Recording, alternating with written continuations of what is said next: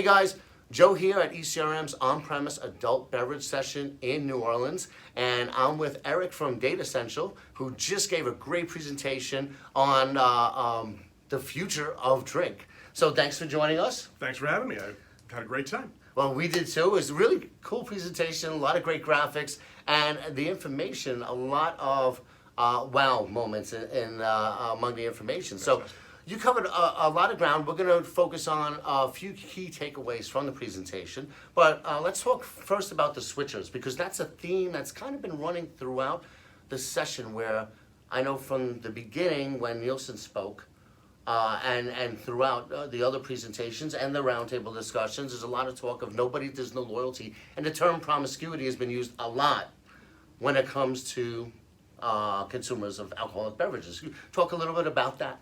Fantastic. Well, with our study, we looked more at the pillars, the beer, wine, spirits, opposed to brand loyalty. So our loyalty, we looked at going between the different types of formats of alcohol, and that over half of the consumers, when they're out in an occasion, actually drink across all three different formats. So 52% that we found. Consumers drink across beer, wine, and spirits. I'm not surprised by that, just personally, because I'll do that. I may start with a beer with my meal, and then later on, as I'm getting full, I may switch to like a vodka soda. Or I'll start with a wine and then beer, and I see that a lot locally in my neighborhood. So. Absolutely, I believe that that journey is driven a lot by calories or ABV control. Okay, yep, and diets, like you said, a lot of keto. A lot of people doing keto now, so they're going to stick to one and tend to go with the lighter drinks. Absolutely, they definitely want to match their alcohol consumption with their whatever diet they happen to be taking part in. Absolutely. Great, and then you also talked about the journey, which was cool, and how they flow from one to the other, and maybe you start with beer, and then you go to this, and then you go to that. What's happening among the journey that you guys found? Well, one of the things that we found, several things we found is based on where they start, depends on where the consumer will go next. There are certain areas that you're going to stay with your drink of choice. Beer is very heavy and very loyal, but when they do transfer from beer, it goes to a different type of format sometimes. A lot of times when you change, you'll be looking, like I said, to control calories or to help with the ABV content for a longer burn, if you will, for the evening.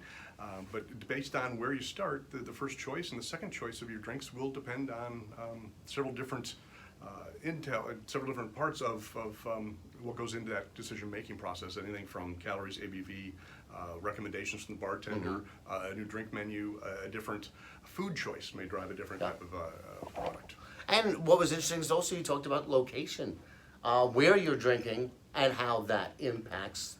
Absolutely. The different formats will drive a number of choices of number of drinks during the evening. When you're looking at more of a food establishment, a little lower, and then if you're looking at a club or a nightclub or a bar, a little bit more drinks. And it could be you're there longer, it could be that you're there for a more social situation that could drive a different type of atmosphere. Gotcha. So food, people, if you're hanging out, if you're at home, if you're there, all impacts it. Absolutely. Right. And then we also talked about adventure and functionality, two things, especially that millennials are really into. Absolutely. A lot of the drink trends that we want to make sure everyone's paying attention to are driven from adventure. Some of them are not as adventuresome as in the past. A lot of cannabis and CBD infusion. Some of the on the edge, the danger, a little bit more cutting edge type of things. The example I used was tarantula venom this morning.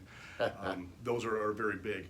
Also the functionality, the functional foods that are going into alcohol concoctions, whether it be collagen in beer or that was a surprising one. Skincare and alcohol are definitely blending in several parts of the world, so that's something that you want to be definitely cognizant of.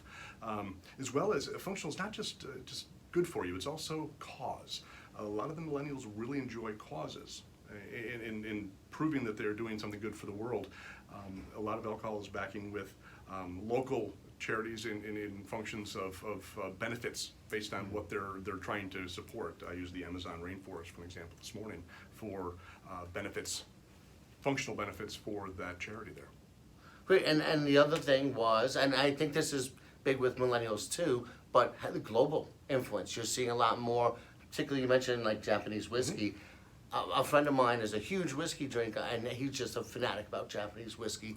And I think it was, we went to a Budapest actually, Oh. and we had a session there, and my friend joined me a few days afterwards, and we were in this local bar. They had 100 Japanese whiskeys. Absolutely. And so, yeah, talk a little bit about that. The global trends. Yeah. The world's getting smaller with the electronic connections with a lot of the younger groups. The world is small, so the ability to cross cultures has become much easier. So you're seeing a lot of things like sake or Japanese whiskeys coming out of the traditional Japanese restaurants into more mainstream type situations. And South America is coming up with some ancient beverage choices that are adding a different flair to the opportunity to build unique cocktails. Yep. And so the global trends that are hitting the U.S. shores may not be new, but they are definitely new to a generation of Yeah. millennials. Great. Well, again, thank you for a great presentation and an entertaining presentation. Thank you. And for those of you, we will be sharing his slides with everybody. And if you'd like to learn more about Datassential, it's datassential.com. Fantastic. All right, thanks again. Thank you, Joe. All right.